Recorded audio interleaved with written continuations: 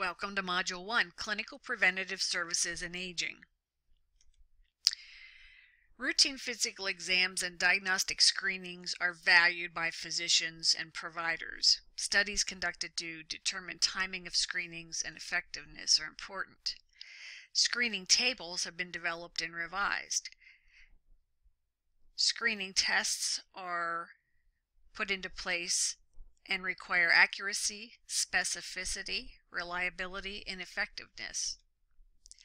Some of the preventative services you'll be reading about in Chapter 2 include women's health issues.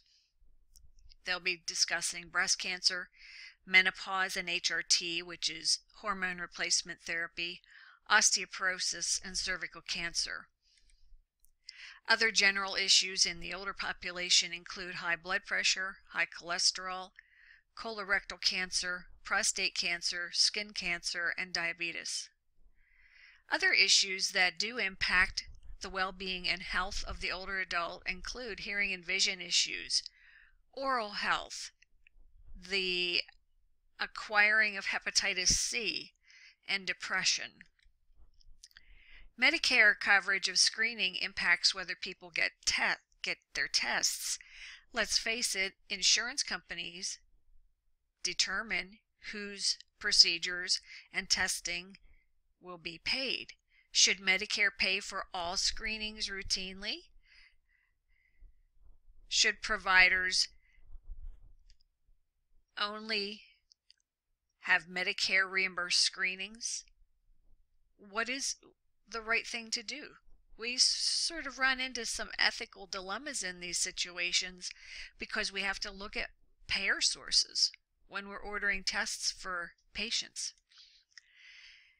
Other preventative services include immunizations, the flu shot, pneumonia shot, tetanus, shingles. As you can see from this slide, there are deaths from flu every year, and pneumonia even higher. Tetanus shots are not covered by Medicare because there are so few people that die from them. So that's how they determine whether they'll pay for them. And shingles Medicare only partially covers the $200 cost of the vaccine, but about a third of all people who've ever had chickenpox will get the shingles. That's a pretty high percentage. There are other studies going on to explore what can we do to prevent illness and diseases as we age.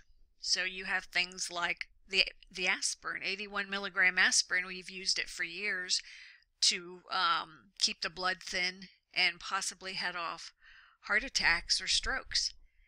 Now they know that it may actually be part of reducing the risk of developing cancer. Poly pills for prevention of diseases in the Western world. And then the poly meal, which as you can see includes red wine and chocolate and almonds and garlic and fish.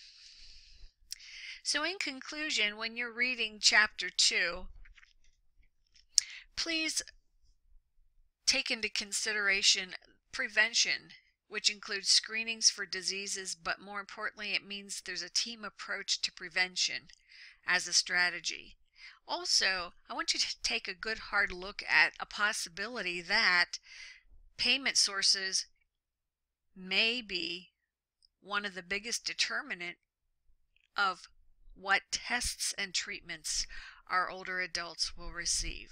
Remember now, they're on Medicare, a lot of our older adults after they retire, and Medicare is a government-funded insurance.